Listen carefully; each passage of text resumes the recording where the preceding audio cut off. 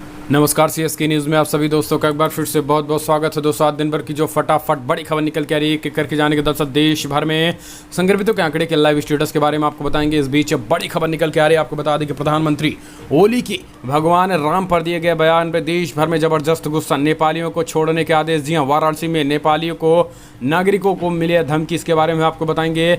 इस बीच बड़ी खबर, रिया चक्रवर्ती आखिरकार सुशांत सिंह राजपूत की गर्लफ्रेंड ने पहली बार सीबीआई जांच कराए जाने की मांग की है। गृहमंत्री अमित शाह को लिखा पत्र, इसके बारे में तो जानेंगे। लेकिन इस बीच खालिस्तान के बाद अब सिख फॉर जस्टिस पर बड़े एक्शन की तैयारी में मोदी सरकार। तो वहीं राजस्थान हाईकोर्ट में पायलट गुट की दलील, स्पीकर का नोटिस वैध नहीं, तुरंत रद्द किया जाए। सुनवाई फिलहाल टली है, लेकिन सबके इतर बात करें तो स्टडी में दावा किया गया सर्दी में देश में और तेज से पैर पसारेगा कोरोना, इसके बारे में भी आपको बताएंगे। इस बीच सब कुछ खबरें एक एक करके जानेंगे। Obama, Netanyahu, Bill Gates, Apple समेत कई जानी मानी हस्तियों के ट्विटर अकाउंट कैसे हैक हो गए हैं। और इस बीच ईरान के चाबहार रेलवे परियोजना को लेकर ईरान का बड़ा बयान निकल के आया, बोला भारत बाहर नहीं है। तो आखिर क्या है, तो सब कुछ खबरें जानेंगे। मध्य प्रदेश के बाद छत्तीसगढ़ में भी, जी हाँ, मध्य प्रदेश, राजस्थान और अब छत्तीसगढ़ में सियासी हलचल तेज हो चुकी है। कांग्रेस पार्टी के बारे में जाने के सब कुछ खबरें जाने के, लेकिन उससे पहले छोटा सा निवेदन, अगर आपने चैनल को सब्सक्राइब नहीं किया तो प्लीज़ सब्सक्राइब के लाल बटन दबाकर चैनल को सब्सक्राइब करें। और अगर आप भी मानते हैं कि पीएम मोदी के नेतृत्व में ये देश न केवल कोरोना को हराएगा बल्कि देश के दुश्मनों को भी मुंहतोड़ जवाब देगा, तो वीडियो को लाइक करके अपना समर्थन दर्ज के। दरअसल पहली बड़ी खबर निकल के आ रही है, आपको बता दें देश भर में संक्रमितों का आंकड़ा 9,74,000 को पार कर गया है। 9,74,737 कन्फर्म केसेज हो चुके हैं, तो मृतकों की संख्या 24,976 हो चुकी है। अच्छी खबर यह है कि 6,14,000 लोग स्वस्थ हो गए हैं। जी हाँ, 6,14,000 लोग स्वस्थ हो गए हैं, जबकि वर्तमान में 3,34,000 के करीब अभी भी एक्टिव केसेस हैं।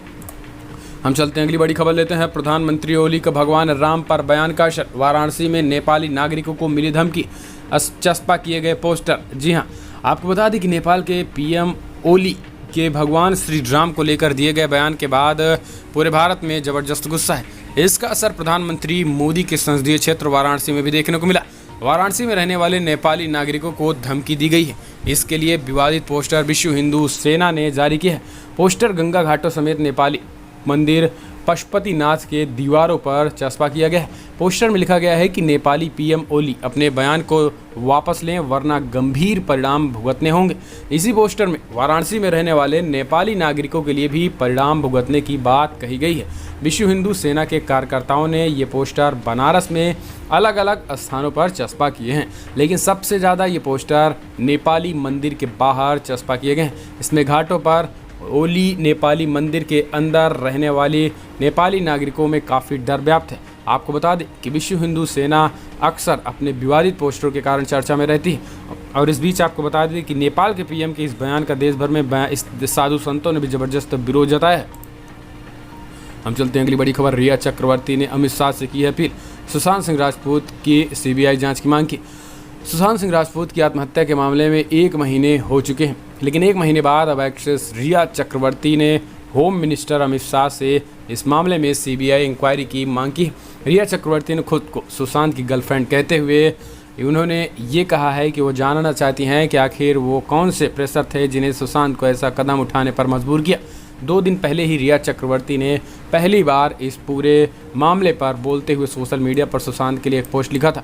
रिया ने कुछ देर पहले किए गए ट्वीट में अमित शाह से मांग की है कि अब इसकी सीबीआई जांच होनी ही चाहिए। लेकिन अब सवाल इनसे भी लोग पूछ रहे हैं कि आखिर 1 महीने तक थी कहाँ आप। 1 महीने तक जब सोशल मीडिया ट्विटर पर भारी दबाव बनने लगा, आम जनमानस सीबीआई जांच की मांग करने लगे, तब फिर इनकी भी ज़बान खुल रही है। हम चलते हैं, अगली खबर लेते हैं। खालिस्तान के बाद अब सिख फॉर जस्टिस पर बड़े एक्शन की तैयारी में मोदी सरकार। दरअसल खालिस्तान से जुड़े 9 आतंकियों के बैन किए जाने के बाद एसएफजे यानी सिख फॉर जस्टिस के खिलाफ एक और बड़े एक्शन की तैयारी में है गृह मंत्रालय। दरअसल गृह मंत्रालय के सूत्रों के मुताबिक रेफरेंडम 2020 के नाम पर एसएफजी के ऑनलाइन कैंपेन पर और वॉइस कॉल की पहचान कर ब्लॉक करने की तैयारी। खुफिया एजेंसी की रिपोर्ट के मुताबिक पिछले कुछ महीनों में पंजाब से लेकर के देश के अलग अलग राज्यों में एसएफजे की तरफ से रैंडम वॉइस कॉल की जा रही। इसके लिए खालिस्तान को लेकर समर्थन मांगा जा रहा था। इसके साथ ही सिख फॉर जस्टिस भारत को अस्थिर करने के लिए बड़ी साजिश रचने में लगा हुआ था।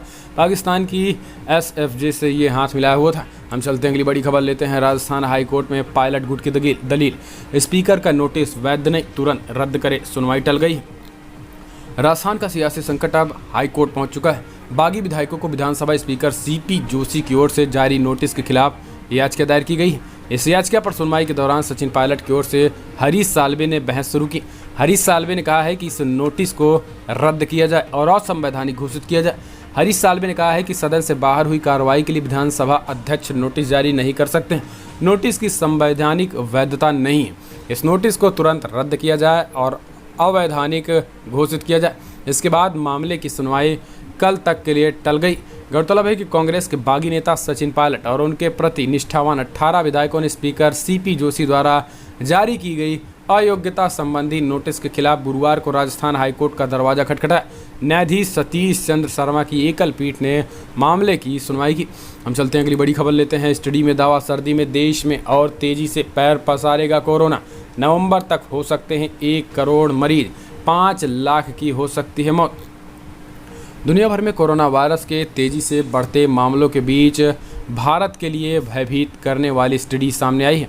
कोरोना वायरस से संबंधित स्टडी में कहा गया है कि सर्दी में देश में कोरोना के मामलों में तेजी आ सकती है। इसके अलावा 1 नवंबर तक देश में कोरोना के 1 करोड़ से ज़्यादा केसेस हो सकते हैं। वहीं मृतकों का आंकड़ा 5 लाख तक पहुंचने की आशंका है। आईआईटी भुवनेश्वर और एम्स भुवनेश्वर की संयुक्त स्टडी में कहा गया है कि सर्दियों की शुरुआत से भारत के कोरोना के मामलों में वृद्धि देखी जा सकती है। स्टडी के अनुसार तापमान में 1 डिग्री सेल्सियस की वृद्धि के बाद संक्रमण के मामलों में ज़बरदस्त गिरावट आ सकती है। इसके अलावा मामलों की दोगुना होने का समय तकरीबन लगभग 1.5 दिन बढ़ सकता है। स्टडी में पाया गया है कि ये तेज़ी के साथ कोरोना बढ़ेंगे तो 5 लाख की मौत भी हो सकती है। 1 करोड़ मरीज में 5 लाख लोगों की मौत हो सकती है।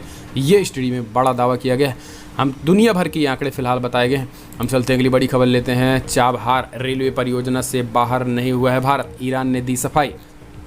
दरअसल ईरान ने चाबहार जाहेदान रेलवे परियोजना से भारत को बाहर किए जाने के दावों को खारिज किया है। एक भारतीय समाचार पत्र की रिपोर्ट में भारत को इस परियोजना से बाहर किए जाने के दावों को ईरान ने गलत बताया है। ईरान के बंदरगाहों समुद्री संगठन के डिप्टी फरहाद मुतासिर ने बुधवार को अल जजीरा के साथ बातचीत में कहा कि ये खबर बिल्कुल गलत है, क्योंकि ईरान ने भारत के साथ चाबहार जाहेदान रेलवे परियोजना को लेकर डील नहीं की थी। जो डील थी बेसिकली वो डील केवल और केवल सुरक्षा के लिए था, जिसमें पहला बंदरगाह की मशीनरी और उपकरणों को लेकर है और दूसरा भारत का यहाँ $150 मिलियन का निवेश था, जो कि अभी भी वर्तमान में हमारे प्रोजेक्ट चल रहे हैं।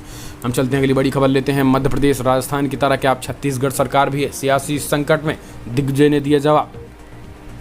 दरअसल मध्य प्रदेश में विधायकों के असंतोष के कारण 15 साल बाद सत्ता में आई कांग्रेस पार्टी को 1.5 साल में फिर से विपक्ष में बैठना पड़ गया और राजस्थान में भी कांग्रेस विधायकों के असंतोष के कारण सियासी भूचाल मच गया है। दोनों राज्यों में कांग्रेस की इस स्थिति के बाद अब सबकी निगाहें छत्तीसगढ़ पर टिक गई, क्योंकि राजस्थान मध्य प्रदेश के साथ ही छत्तीसगढ़ में विधानसभा चुनाव हुए थे और तीनों ही राज्यों में सत्ताधारी दल बीजेपी को हार और कांग्रेस को जीत मिली। छत्तीसगढ़ में बीजेपी नेता का एक बड़ा बयान दिया गया, जिसके बाद सियासत तेज हो गई है। छत्तीसगढ़ में भारतीय जनता पार्टी के वरिष्ठ नेता और पूर्व मंत्री बृजमोहन अग्रवाल ने एक बयान दिया। पूर्व मंत्री बृजमोहन ने कहा है कि मध्य प्रदेश और राजस्थान की तरह ही छत्तीसगढ़ में भी कांग्रेस विधायकों में असंतोष है। इसके चलते ही आनंद फानन में 15 संसदीय सचिवों की नियुक्ति कर दी गई। निगम मंडलों में भी नियुक्तियों की कवायद भी की जा रही है। यह मध्य प्रदेश और राजस्थान का असर है। बृजमोहन अग्रवाल ने कहा है कि राज्य में कांग्रेस के विधायकों की बहुत ज़्यादा विधायकों में असंतोष है, इसलिए कभी भी यहाँ भी मध्य प्रदेश और राजस्थान जैसे वाक़या हो जा सकते हैं। और इसी को देखते हुए आनंद फानन में छत्तीसगढ़ के मुख्यमंत्री ने 15 संसदीय सचिवों को नियुक्ति कर दी है, तो ये अपने आप में असंतोष दिखाता है। हम चलते हैं अगली बड़ी खबर। Obama, Netanyahu, Bill Gates, Apple समेत कई जानी मानी हस्तियों के ट्विटर अकाउंट हैक। आपको बता दें कि माइक्रो ब्लॉगिंग साइट ट्विटर पर बड़े बड़े दिग्गजों का ट्विटर अकाउंट अचानक बंद हो गया और बिटकॉइन की मांग करने वाले ट्वीट करने लगा। जब पूरा मामला सामने आया तो पता चला कि ये अब तक की सबसे बड़ी ट्विटर हैकिंग हुई है। हैकरों ने दुनिया के दिग्गज नेताओं, सेलिब्रिटीज़, मशहूर कारोबारी और कंपनियों के ट्विटर अकाउंट को हैक कर लिया। अभी इस हैकिंग पर काबू पाया जा चुका है। ट्विटर की ओर से ये बयान जारी करके लोगों के ट्विटर अकाउंट फिर चालू कर दिए गए।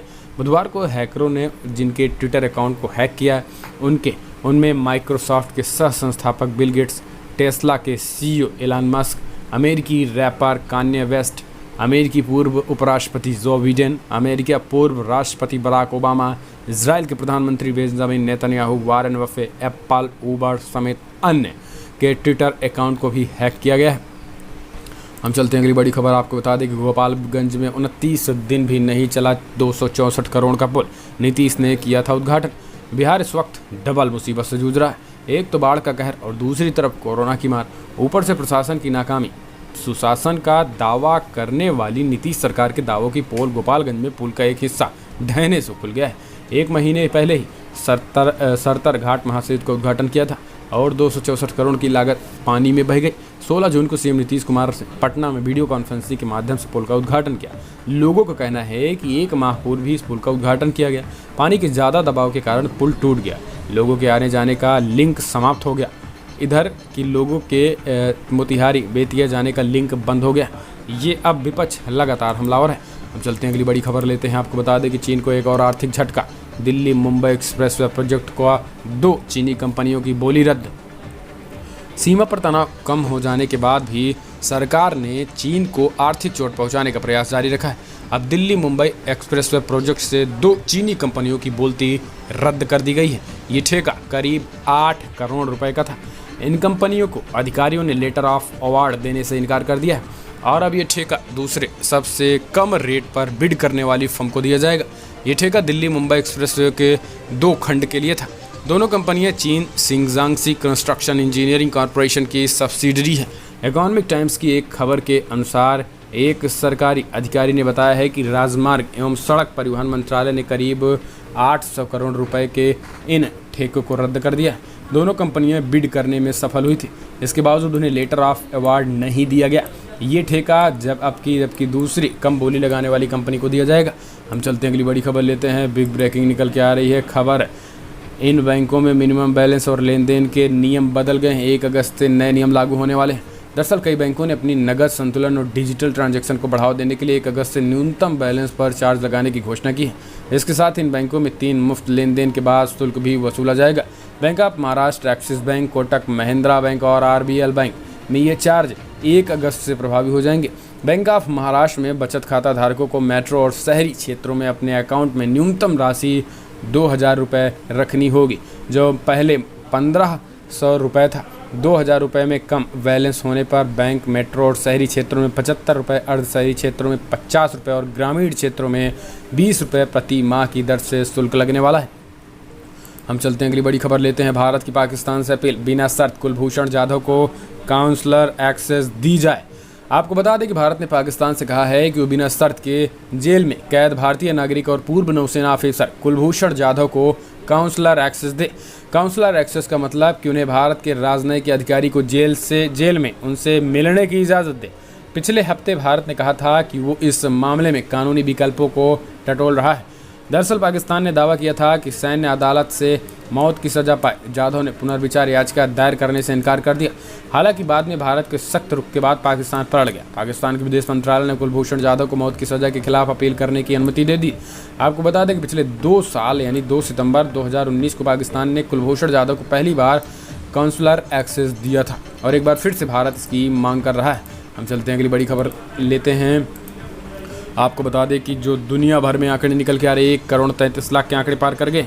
1 करोड़ 33 लाख 82 हज़ार कन्फर्म केसेज हो चुके हैं, तो मृतकों की संख्या 5 लाख 80 हज़ार को पार कर गई है। यूनाइटेड स्टेट में 34 लाख 83 हज़ार कन्फर्म केसेस, तो 1 लाख 38 हज़ार करीब लोगों की मौत हो गई है। ब्राज़ील में 19 लाख 66 हज़ार कन्फर्म केसेस, तो 75 हज़ार करीब लोगों की मौत हो गई। इंडिया में 9 लाख 70 हज़ार के आंकड़े पार कर गए, तो 25 हज़ार करीब लोगों की मौत हो गई। तो रसिया में भी 7 लाख 46 हज़ार कन्फर्म केसेज हैं, तो वहीं 11 हज़ार करीब लोगों की मौत हो। तो दुनिया भर में दोस्तों ये आंकड़े तेज़ी के साथ बढ़ रहे हैं। फिलहाल बड़ी खबर इतना है, लेकिन अगर आपको वीडियो पसंद आए तो लाइक करें, शेयर करें, कमेंट के माध्यम से आप अपनी राय देना ना भूलें। फिलहाल इस वीडियो में इतना ही। जय हिंद, वंदे मातरम।